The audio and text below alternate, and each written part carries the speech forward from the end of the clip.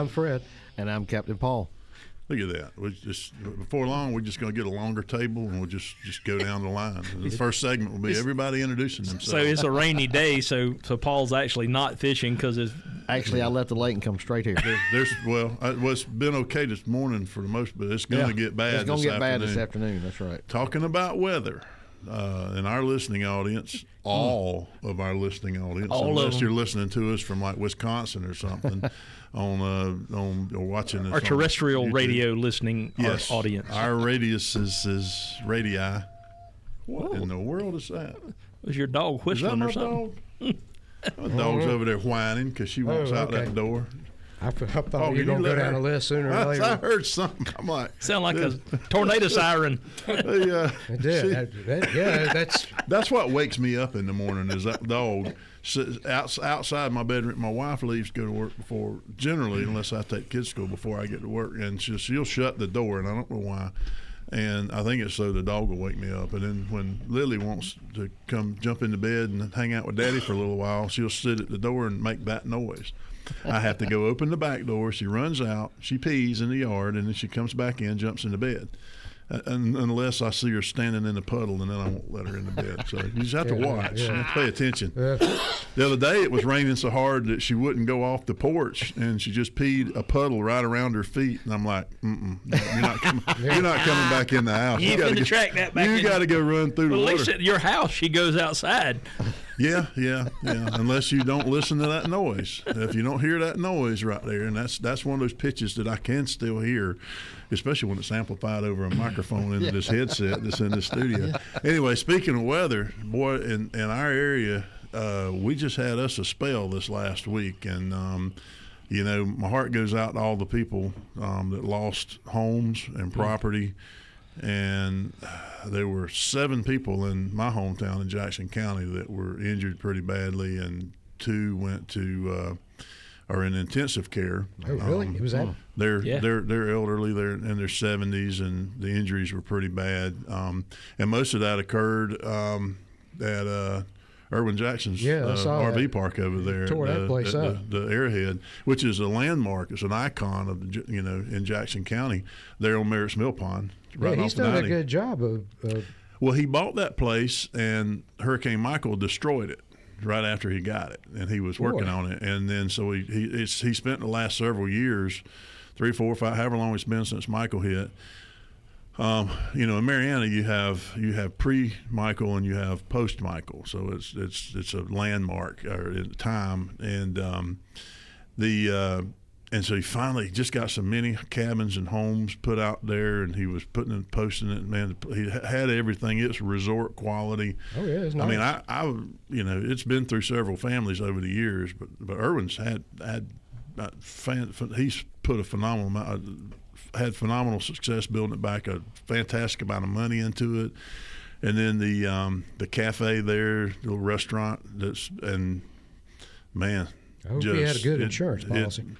I hope so too. But you see the pictures of the motorhomes and the RVs, because they're not mobile. They're not mobile homes. They're campers. They're campers, and there's nothing tying them down. Right. So they were just rolled around and stacked up. I watched just random video. I think I was on Instagram or something. There was a random video of a guy trying to rescue his awning.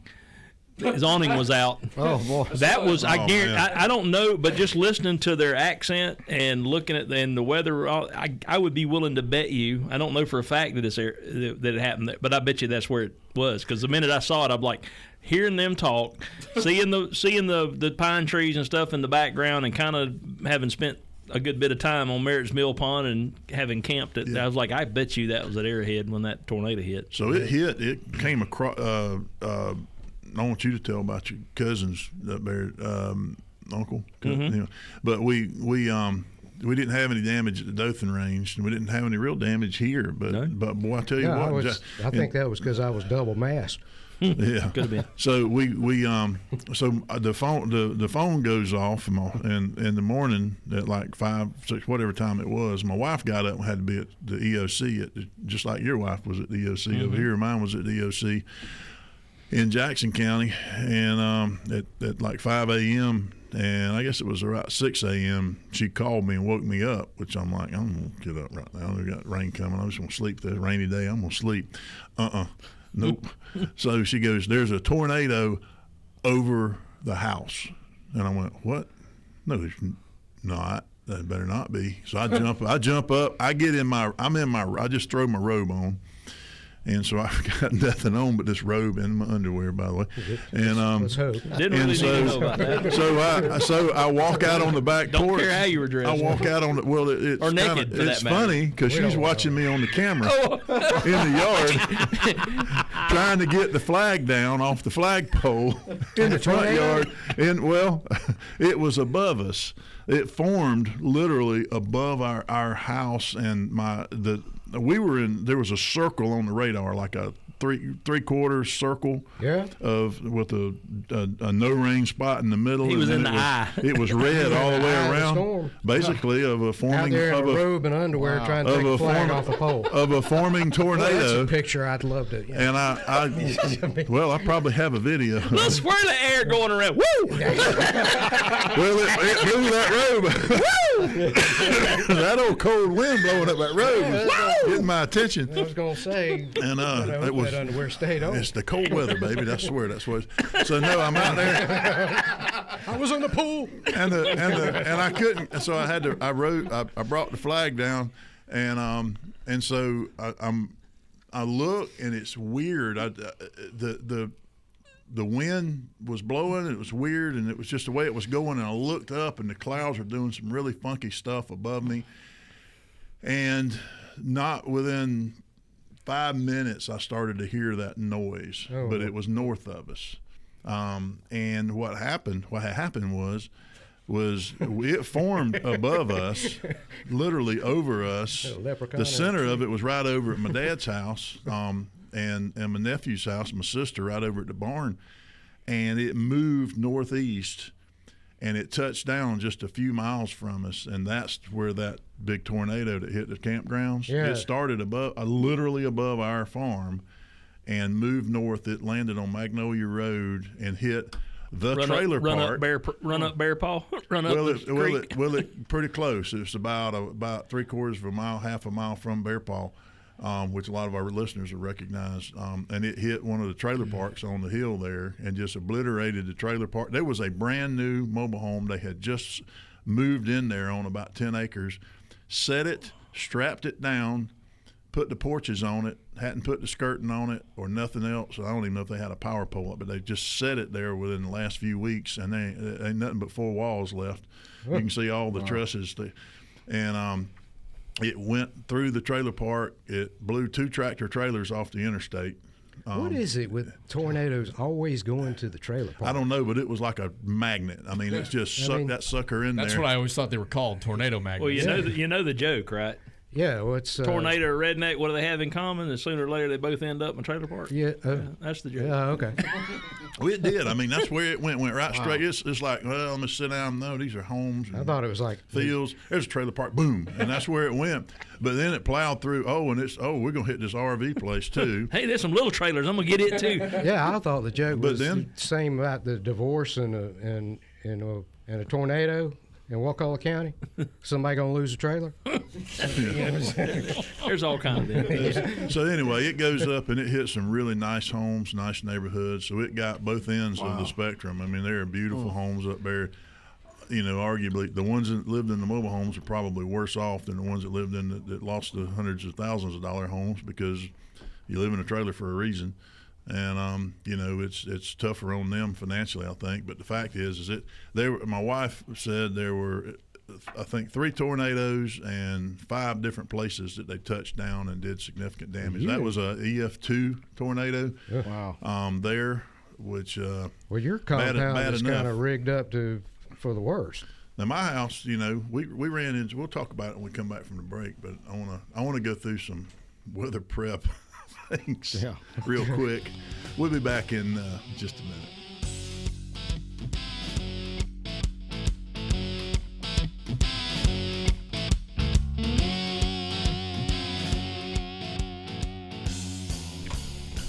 And we're back. So Jay, got some folks up in So Dothan I'm now. watching the weather. I got up early and I started watching the weather and all that stuff because I got Panama City. I got my cousins down there.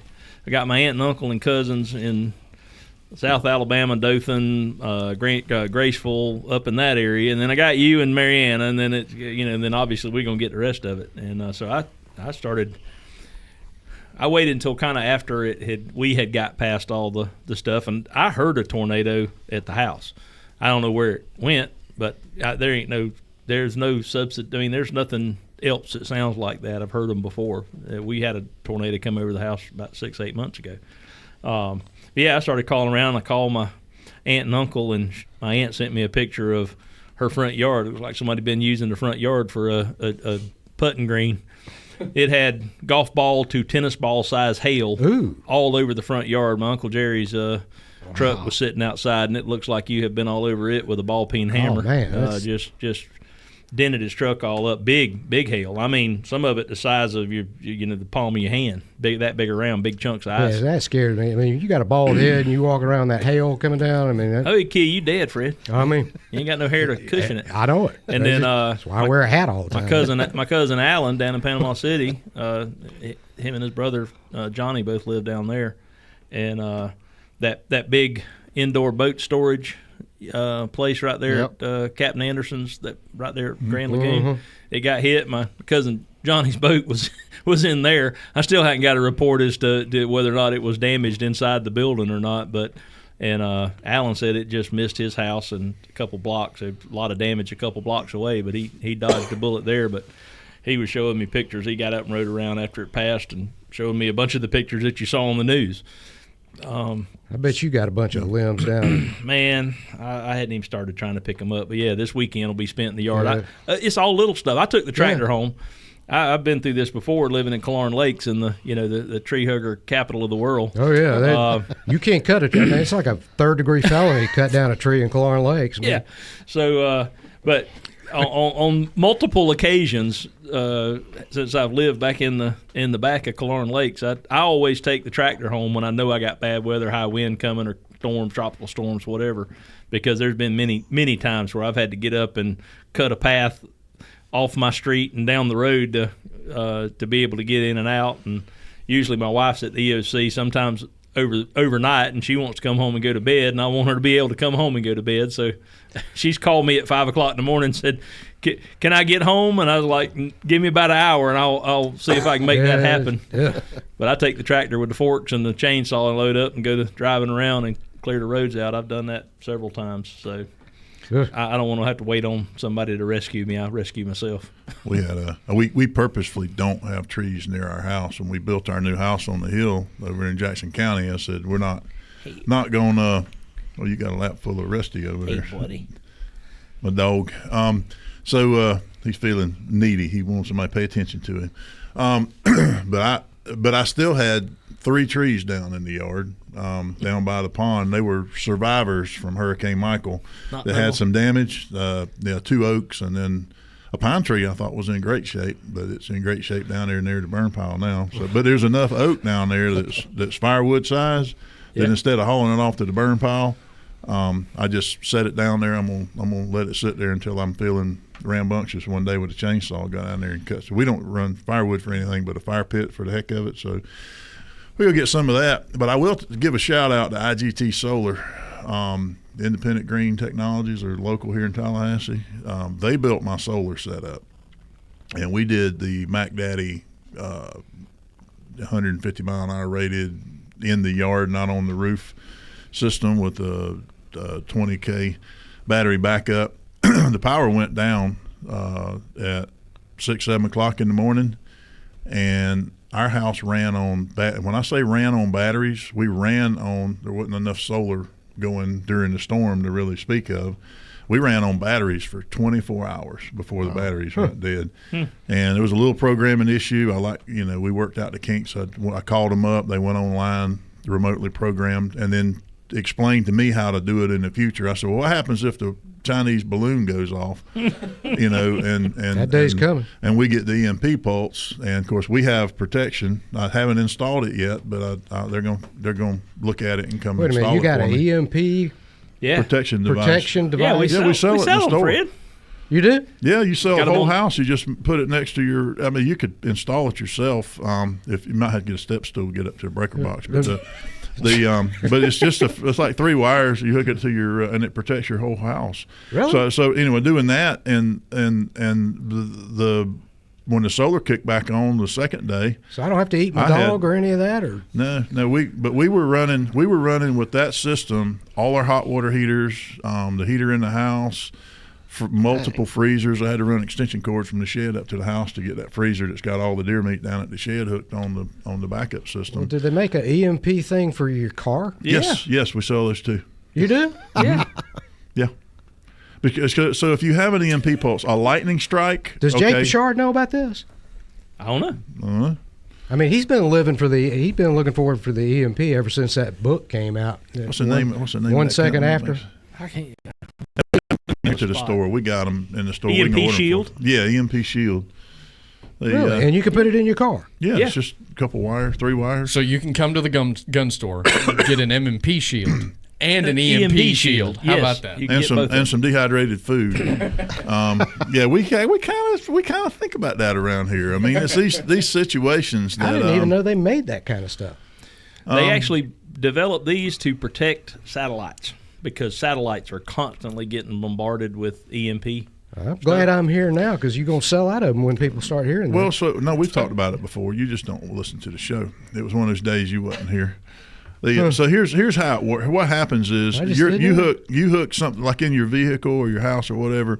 It hooks to the hot wire. It hooks to the ground, and then what happens is if it senses a pulse, a spike, it will ground that additional voltage spike Does it to the protect ground. from solar flares as well? Solar flares, Lightning nuclear strikes. explosions, EMP, any EMP spike, it protects. Lightning against all strike that. too?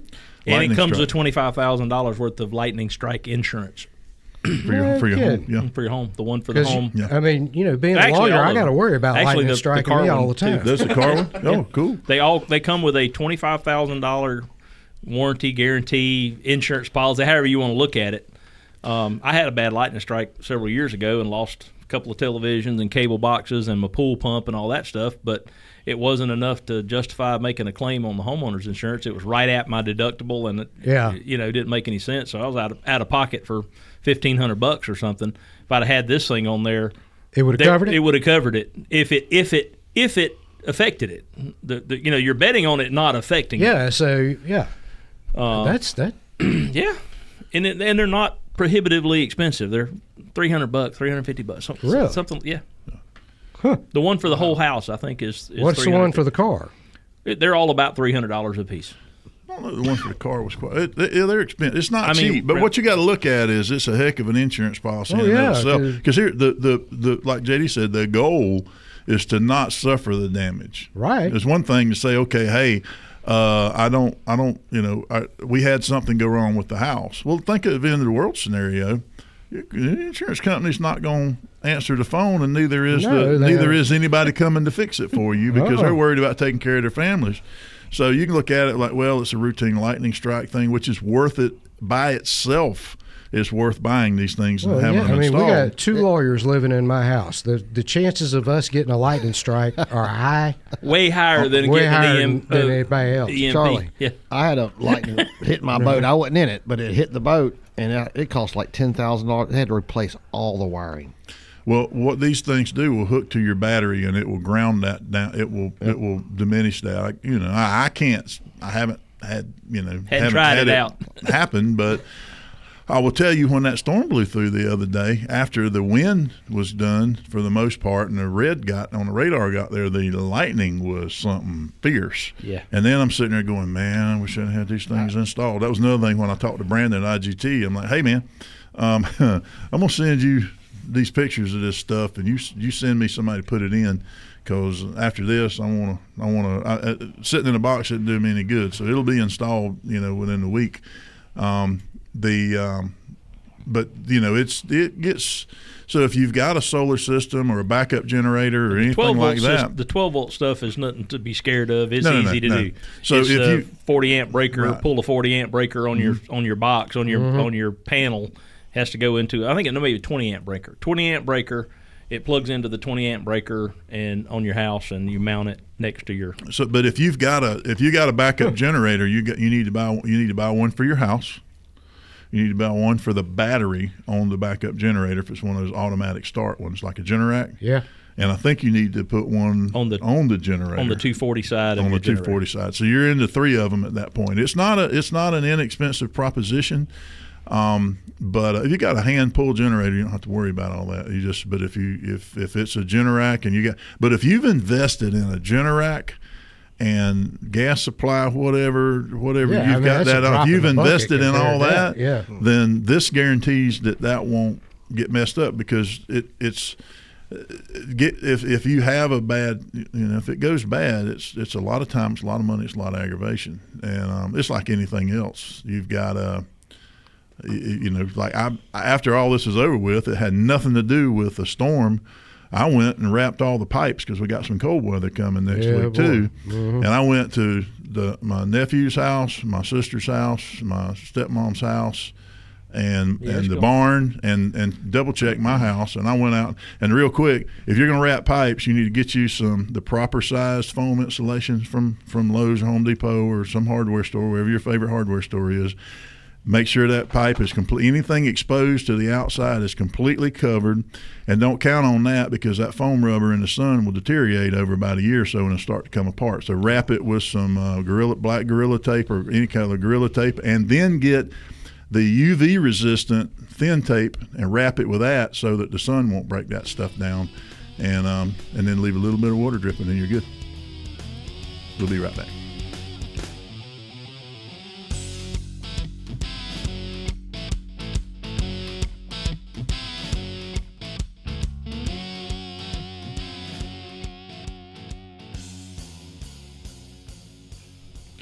So we're on the break. We were talking about having the currency of the apocalypse, ammunition. Yeah. Precious metals, lead, brass, copper. I go back to hey man, I got money I got cash in a drawer. When the economy goes to crap, that cash is diminishing faster than you're going to be able to spend it. And if you show up at my house wanting to buy some of that venison that I went out and killed, or some of that garden, once I get that seed vault that I've got broke out, and you just better hope you live far enough away from me that I don't need your food before my garden gets ripe. Yeah. So it's just one of those things, my family comes first. I'm sorry. I mean, the people closest to me have a place to go. But at some point in time, I'm gonna feed my kids. But that said, where I live, we sort of have everybody talks to each other. I think we'll be all right because there's a lot of skill sets in that area, and there's a lot of wildlife for now. But I think after everybody starts killing it, that's what happened in that book. There won't be any. The supply of the supply of venison will go down quick because that's especially like in Clarn Lakes where I live, and you throw a rock and hit a deer. Y'all eat a lot of deer for a little while. Yeah, but and then maybe some squirrels and rabbits, and then But then you eating possum after that. Then when it gets down to possum, Well, your first goal should be to get out. Oh, that's absolutely my first goal. Because I've had a lot of people, bad stuff happens, I'm going to come to your house. That ain't going to be a good idea, buddy. We not that good of friends. I like you. We cool right now, but we're not that close. Oh, yeah. Just let me, what you bringing? Because yeah, it better be more than you need. Well, what you bringing to the party? Yeah, first thing I'm doing is hiding the liquor when that happens. Oh, the lid elf? Yeah. Well, I can tell you right now, I mean, my house. I know how to make it. No, we're good. Be like mash. We'll come here and get a pallet of corn and we good. Got that still set up. Hey, that's a good idea. I made an A in my high school chemistry class my science project. You made a still? I did, in the lab, in the classroom, and I don't know. I mean, I produced some product, with this. Better hope statute of limitations is run. But I was yeah. I was 17, Fred. What are they He's, gonna do? in his mid-50s. He's all right. It's good. But yeah, I mean, I've had those cases before. I made a still in high school science chemistry class, and produced some, I guess you would call it rum, because it was made from molasses, and I got an A. That's because the teacher confiscated. That is your in still. fact what happened. The teacher confiscated the quart of stuff I made. It went away. He went home with the teacher. That's about the time he graded it. Well, when you're using laboratory quality condensers and beakers and all this, everything is. These glass beakers are sterile, and you got these cool glass condensers that you've got a glass corkscrew going down there. When you put a hose on one end for your water, and a hose on the other end for your J.D. Johnson version of Breaking Bad. Yeah, I was going to say. I used a lab quality worm to cool everything down. I can see it right now. Mr. Johnson, what are you making over there? Cleaning solution, sir. It's, rubbing alcohol or ethanol. You can burn this in your car. You can rub it on a boo-boo. You can whatever you want to do with it. But we poured that stuff out on the counter after it got done. I ran it through twice and poured that stuff out on the counter and lit it. And you just get this beautiful blue. So not that I know anything about all this stuff. I really don't, y'all. I'm so you complete. had the flaming pudding thing. This beautiful blue simmering. Is it creme brulee? Yeah. Yeah. Yeah. No, I don't know anything about this, revenue man. I just have heard stories. I think my grandfather might have possibly made a little bit of corn. The guy that corn painted whiskey. my house did that stuff, and he gave me some of his moonshine. It tastes like paint thinner, and I'm not sure that. That was probably run through a car radiator, Fred. Yeah, And that's the stuff that'll make you go blind. You'll leave that alone. Explains the glasses. He couldn't tell what color he was painting, but he painted it. Yeah. I mean, it's kind of looked like the Grateful Dead in the house. Well, them vivid colors, so, they go through it's like the blind. going to Allman Brothers concert. Look at all. I mean, Oh, good Lord. yeah. What you looking at me for? nothing. I was just going to talk about something, and then y'all Wouldn't shut up. on the bottom of the hour break. We'll catch it on the next. We'll be right back.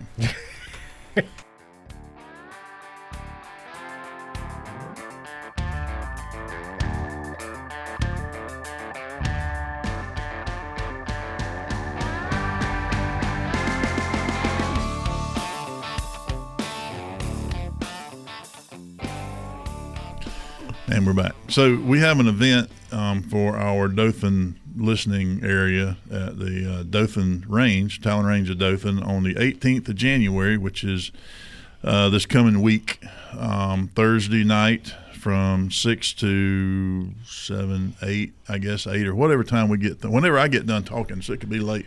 But It's going to be a while. it's on active shooter. We've done these. We just did another one here in Tallahassee, or Midway, but in Tallahassee, at our primary location the other night. We had we had close to 50 people in the room, and anyway, we've only got room for about 16 to 18, 20 standing room in the classroom in Dothan. We're not doing it at the hotel again, and it'll be me talking about active shooter response, and then we've got another one, situational awareness, coming up in about a month or a couple weeks. I don't know. We'll look at the schedule, and so that event's on the 18th, and you have to register. All you got to do, you can do it online, but the best thing to do is just call the range there in Dothan.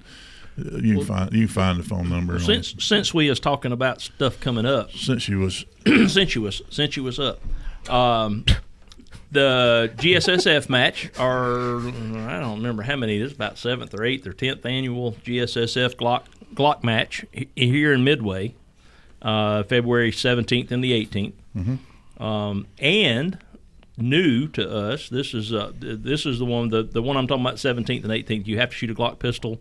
February 17th, 18th. Glock pistols only, and Glock sponsors this factory. They give away a pile of guns, and then for the first time ever, we've done that match numerous times. For the first time ever in March, looks like March the 23rd and 24th. SIG has gotten in the factory-sponsored competition business, and we've never hosted one of these because they just started doing them, and we're hosting that one in March. So 1 month Can is win February. a SIG? Oh yeah, I'm sure they're giving away SIGs. In the competition stuff. I think it's kind of modeled after the GSSF stuff. So Do you have to win it in you order got to to shoot with the SIG. On the order to Glock win it? match, the Glock match. No, you get an entry or entries for drawings. So raffle just tickets and just by yeah. No, they're free. They're not Oh, raffling okay. them off. Any entry that you have, like if you're a first-time shooter, that's an entry. You join GSSF, you get an entry and shoot. That's an entry, so forth. And then for if you use different guns, you may end up with 4 or 5 entries for drawings. And then if you win, you're guaranteed one that's not just a random draw. So you got a better opportunity if it's your first time shooting. And you can actually, with the Glocks, and probably with the SIGs too, come out and rent a gun, even if you don't own one, and go shoot and have a chance to win a gun for free. Yeah, you need a shotgun. I'll shoot one. That one. You would not, yeah. Well, not in this competition. You wouldn't do well because No, they all got to be in one little spot. Yeah, that's why I got to have a high capacity magazine. 1 out of 12. Yeah, ain't 1 bad. out of 12 might hit. We can fix that, Fred. Yeah, if you got- I keep telling you I can fix that, or at if least you- I can. Yeah, limit. you know where you got the hostage guy and you're supposed to go through and shoot him. I've killed that hostage. I can't tell you how many times.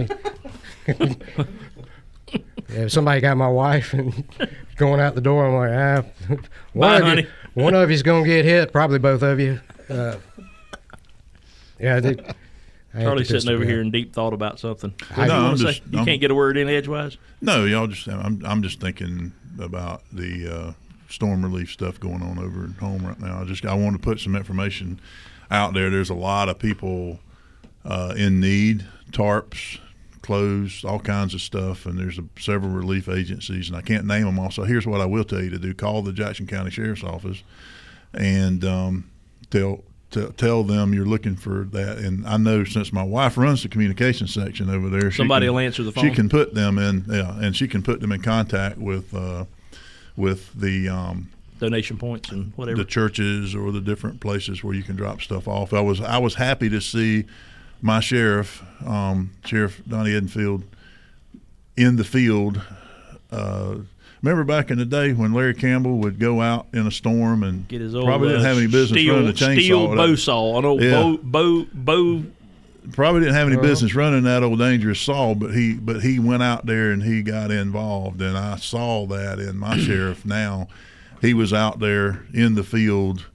I saw him on the news doing it, and it was and I know for a fact that they were run ragged and tired. I know because my wife came home telling me all that stuff, and I was really proud to see that agency step up, and even the first responders. Of course, they're pretty seasoned. They've been through. Most of these guys have been through this stuff before. If you live over there, you've lived through it either as a cop or as a civilian. You remember all the storms we responded to. They'd put us out on crews. Chainsaw Yeah, duty. when the SWAT team used to be the severe weather attack team during the storms. They'd bring us in. They'd qualify us on chainsaws. They'd take us over there and literally show us how to crank up I didn't need a whole lot of instruction. I'd been there, done that a few times growing up, but Well, they end up show adding us how to run it. me and a couple of other rednecks that they figured knew how to run a chainsaw. They added That was us to it. it 'Cause later most on. of the SWAT team had no business running a chainsaw. And they called me up right after I started working there. Hey, you know how to run a chainsaw? I'm like, man, I heat my house with wood. Yeah, I know how to run a chainsaw. Yeah. Well, you were on a specialty team too. Yeah, I was. So But not the severe weather assault team. no, I don't know what the dive team was. I don't know. He can run a I don't know, make chainsaw something up, underwater. but- I mean, Yeah, I probably could if you get it run. yeah, you can get a There, I will tell you, there was some danger. And I think about this every time these storms come through, and I see people out there, running chainsaws and doing things. And you take a lot of the cops and stuff. Man, I remember this dangerous. I remember one night you and I were on the same bunch of trees crew that Yeah. was down, and we were somewhere up off of Timberlane Road, where they're in one of those neighborhoods up there that had them old just ginormous, The pine trees? big, huge pine trees, Yeah. big, huge old yellow heart pines. And I remember sitting there and trying to run the chainsaw, and I'm looking around going, I'm like, hey man, you come over here and watch this and tell me let me cut this tree, and you watch and make sure don't nothing fall on us, or let me know if it starts to fall, and so we can run, get out of the way. That's crazy. You would run out there and they would say, okay, well, the power crews are stationary until this worst part of the storm goes over. We need you to go get a pine tree out of the road so an ambulance could get through if it need to on such and such. You need to go to Buck Lake Road and so, and there's a tree down. I'm like, well, where's the road crews? Well, they're stationary until the weather. They're hiding until the weather. And I'm like, what? And they're talking about, all right, the Tallahassee Police Department's taking shelter and so. We need you to go get a road out. Whoa, okay. Some of these Canopy Road, Miccosukee Road, we'd start on one end, go as far north as we'd have to go, and then turn around and we'd cut our way up and then try and cut our way back because stuff had fallen behind us. Wow. And they go park you somewhere on a power line down, and you can't leave because there's a power line down, and it may be live, and then you'd see the power truck go by. And you're like, hey, you need to get them back here. Well, no, they've got so and so and so and so and so and so. But you understand, it's just one line. It won't take them any time to say this thing's dead, and I can move on and go handle 14 other things. And I actually I chased one down one night, and I got the light in somebody's rear end. And I remember throwing. I'm like, can you just go do this so I can move on? I'm trying to run this whole zone. I remember going by them down power lines and finding me a live green pine limb and throwing it on, just standing back and throwing it on the line to see if I got any sparks out of it. Because I'd drive right over. I mean, I'd drive right over them if I could drive over them if they were laying flat on the ground. I got rubber tires. I figure I just don't go real fast. Listen, the stuff we're talking about doing is stupid. We don't recommend this at all. I've done it before, but it ain't smart. Oh, and I love these linemen, man. I mean, they were going where they were told to go, but it gets so frustrating when you're sitting there watching it go by. And I know everybody gets upset with the power company. The power's out. I'm gonna have to wait. You don't know how hard those guys are working. Oh, man. I mean, they're busting their butts out there. And the fact is when you got all that, they can't just, hey, all they got to do is flip back brake. No, they've got to go track everything down. Find out why that breaker tripped. Oh, and if you got a generator, job, you got a generator, hot wired into your home. Yeah, and it's reversing out through there. And it's feeding that grid. You can electrocute one of those guys. So, I mean, those systems, your main breaker should be off, and you'd be watching your neighbor's house, see when their lights come on, then you can go unplug your generator. If you don't do that right, you kill somebody, folks. If you don't know what you're doing, don't do it. When the end of the world comes, you think, well, I'll Google it. No, there ain't going to be no Google. You need to buy some books, write some stuff down, print some stuff out at the house, and have access to it. We'll be right back. Yeah, I'd go find I'll grow a garden. You know anything about gardening? Well, no, but I can look it up. No, you There can't. won't be no internet. I can go down to Walmart and get some seeds and plant. No, not likely. That damn cardboard display with the garden seeds is going to be gone. You Charlie, better have it now. You said you had a situational awareness event coming up that teaches that. You briefly said it. Well, it's going to be personal safety situational awareness, like how not to get shot in a robbery, that kind of thing, knowing what's going on around you. But I include that in my active shooter stuff, so I think it's kind of silly. It's probably going to be.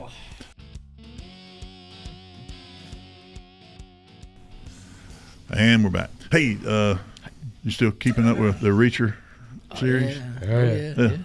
Look, every week I pull up. I'm like, okay, what am I going to watch? So I'm sitting here. I can't get my brain to stop working. And there's a new episode of Reacher out. And I don't think I saw it this That's week. a good one too. well, here goes Came my- out yesterday or Thursday. Yeah. Today's Friday. We're recording on Friday, so yeah, the new one came out. They drop don't, everything. Don't tell me. Oh, it's fitting to go down. Okay, so what happened? I found this series, Ray Donovan. You ever seen that one? I haven't, but I'm familiar. I've seen Well, the so there's advertisement. several seasons of it. Oh, we can And binge watch it. Yeah, My wife decided into, last night, we were watching Reacher last night, and she has decided, she goes, I don't like this having to wait for a week for another one to drop. We're not going to do this anymore. We're going to wait till they're all out, and we're going to binge watch. I'm like, okay, whatever. Well, watch Ray Donovan. Okay. There's like from 2017 on. There's like 3 or 4 or 5. I don't know how many seasons. I just finished season 2 and started season 3 last night at 3 o'clock. That actor is 3 a.m. I can't remember the actor's name that plays in that, but he was Wolverine's brother in the X-Men. One of the. Well, I'll tell you. All right, so you don't want to watch this with your kids in the room because a lot of the plot line is who's going to sleep with who and what show. Oh, it's one of them. One of them. But I just want to watch the butt kicking, the shooting and the butt kicking. But you can fast forward through some of the stuff like that, and it's literally everybody. I mean, I don't know who's going to make it through this episode. It's kind of like Game of Thrones. I tell you what, it reminds me of. It reminds me of The Sopranos. Oh yeah, very much like The Sopranos. So is it a mobster gangster show or? Yeah, it's sort of it's a guy that left Boston under nefarious circumstances. Dad went to prison, went out there, and became a protector for a very wealthy Jewish producer and he's the fixer for all these Hollywood stars. Oh, he's a fixer. He's a fixer, and so he goes around and does stuff and bullies people and does stuff and threatens people, but he's that's one of those Greek tragedy things where he's torn between I'm trying to do the right thing but I always lose, but I'm always trying to do the right thing but I always lose, and it's cycle after cycle after cycle. But you get hooked on it a little bit. But kind of like fishing. Yeah, I get hooked on fishing. Yeah, guys. I tell you what, the Lake Seminole is up. It's about the highest I've seen it in a while. It's probably came up 18, 19 inches since that last storm. And I was out there this morning, and the Chattahoochee River. First of all, every gate was open at the dam. So, and that current is coming down the strong, and with the winds blowing up the hooch, and they were 4 and 5 footers coming out of the old river channel right there. It was tough, but the fishing's been pretty good. The bass bite's been pretty good. The crappie bite's still been exceptional. That's been really good. I had I saw that bass. A customer of y'all's, Tommy Leathers. Do y'all know him? Leathers? Yeah. He came and brought some buddies from Louisiana, and we had a great time with them yesterday. Catching some crappie. They had a great time doing what me and you did, Charlie, with CJ. Yeah. When did you catch that bass? That was about a week and a half ago. I had a guy come down and Jesse Bush. He's a great friend of mine from Valdosta, and he was down and he caught that big bass. It was exceptional. That's a monster. It was a beautiful fish. I'll send it to you, Charlie, if you want to put it on the. Yeah. Yeah, what'd you catch him on? That fish was caught on a worm. Just a regular old plastic worm. Regular old plastic worm. Just bumping him on the bottom. Just bumping it, fishing it real slow, just letting it sit there, in about 4 foot of water. Any weight? Nope, no weight. You just chunked him over there. I said, throw over there. He threw over there, and he said, I think a brim hit it. I said, well, set the hook. It could be a big one. It was that one. They don't viciously attack baits this time of year. It's just that little chicky felt was probably the worm hitting the back of that fish's throat when he sucked it in. Really? Yeah. They won't. It's weird. I would say it was on a buzz bait and it just blew it out of the water and ate it. You know what I mean? But no, it was on a worm. It don't matter what you.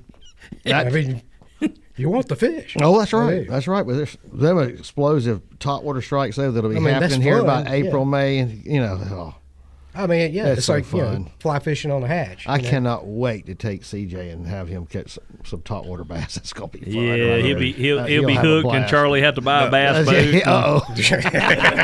or rent my bass boat. I'll rent you my bass boat. You're gonna have like a Talon bass boat that goes behind that van. There we go. We already got one. Oh, okay. Yeah, I already got it. The van will pull my boat. We're good. And but anybody going out on the lake. With Lake Seminole, big figure. There's a lot of current. Personal flotation devices mandatory from the. Man, I've told this story before. My grandfather and I sunk a bass boat. Now we sunk it right at the hill. We were trying to get it on the trying to get from the boat to the dock to get to the vehicle to back and it was right there at the old Times Square, boat landing there where the campground is, and. We had been fishing up in Fish Pond Drain. Came across the lake just fine. It was probably 2 foot, 3 foot waves, and we were in a 16-foot Washita, old bomber-style Washita boat with a 50-horse on it. And you can put the nose up and you can stay in front of the waves. But eventually you get to a point where you got to stop. Yeah. And when we got to the dock, and I was about 13, 14 years old, and he handed me the keys, and he said, son, I want you to jump out on the dock and run up there and back the trailer in, and I'm going to turn this thing around real quick and put the nose into these waves for. And buddy, the minute that boat stopped at the dock, about 3 of those waves came over the back of the boat, and those boats wouldn't sink. Yep. They absolutely wouldn't sink. They would get level full with water, but they would stay flat and level and no nose up, or it just filled up with water. I think we had 5 bass in the live well because we eat them, and they all came out of the live well and went right down the bottom of the boat. We didn't lose a single fish, but my tackle boxes floated all out, and my tackle boxes were floating in the lake and stuff floating all out there. So we had to sit around and wait till the storm quit, and I'm out there swimming around picking up whatever floated out of the boat. This time of year, you want to look at the weather report because that wind can pick up on Lake Seminole. If it's coming in like it was, it's blowing right into Booster Club or right into the, you know what I mean? Just see what your weather's going to be for that day. Strategically plan where you're going to launch the boat. Because there's so many landings you can put. You might have to drive around to get to them, but you can plan. Yeah. Very important. I always bring my water wings. That's right. And if you're going duck hunting in the flats, you might want to check the tide. Check the tide, yeah, you might want to. Hey, that's another thing. Been seeing a bunch of ducks. Yeah. Thousands. I saw. Really? I saw a flock. There must have been 2,000 or 3,000 in it. We have sold a pile of steel shot in the last few days, and it's people going down to the coast. They ought to be pushed into That's what I heard. They were at the coast. Yeah, they ought to be thick down there right now. And Lake Seminole too. Yep, I mean, they when we get this cold weather north of us, it starts freezing up places where they can't land. Yeah. They're looking for wet water. Yeah. To land, and that these fronts always push birds in. We're getting birds off the Mississippi Flyway with all this fronts coming across. So see any ringnecks out there? Yes, I think that's what I was told. That's what those were. I'm gonna give Paul a duck identification. Yeah, I'd like to have one. Lesson one of these days. I think I got one of those things. They used to give them to you when you went to the Green Wing Day for Ducks Unlimited. Yeah. They give you a duck identification book. It helps to do it in person. I have an electronic one. I just go, hey JD, what is this a picture of? You got to be unfortunately with that, you got to be holding the duck to do a comparison. No, I just take a picture and send it to you and go, what's that a picture of? And you hey, that's a so and so. I'm like, oh man, you don't see many of them around here. And I get the whole background story and everything. And I remember that one. There was one time. Yeah, I get access to like this whole the duck genealogies. If you go back 20 years, I get all that. I got access to you. I don't need all that reference material. Call Google or call somebody JD. Walks in and go, hey, what's this gun? I don't know. Let me take it back for a minute. I got to take a picture of it, send it to JD, and I walk back out and act like I know something. That's what you do. Yeah. So and then I just fill in the gaps. Yeah, so you get don't come in here and ask me nothing about an old gun. No, if you talking about when the EMP happens, you're not gonna be able to Google. What you need is a two-way radio, so you ring up JD. Yeah. And well, I suspect if Charlie might be looking at my camper in the backyard. If we can coordinate it, we won't be far from each other because you got to surround yourself with people you can trust to cover your six. That's pretty high on my plan of if things go really bad in Tallahassee, I'm hooking up to the camper and I'm going to South Jackson County and parking in the peanut field where I can see you coming from a long way off. He's joining the Dry Creek militia. And we'll be fine. We got enough folks around us, and we'll draw a line, and that's where you need to stay. The property tax rolls and see if I. You remember that? What was that movie where the aliens attacked, and you look across the field, and all the campers were driving across the desert coming? Independence Day. Yeah, Independence Day. Yeah, I suspect that I'll look up and see JD coming. As a matter of fact, you probably will. I'll be behind him in a go-kart. It may be a staging area for us going somewhere else, but at least that's the first moves to get out of Tallahassee. It's too crowded here. Ugh. And you don't have a field of fire big enough. That is not where you want to live when the EMP comes. I don't want to live here under any kind of crisis. You got too many trees, the roads are going to be blocked, and as soon as your infrastructure breaks down, it's going to suck for everybody. But anyway. All right, well, enough on that. We'll see y'all next week, yeah. We'll ring the bell. talking about at Publix.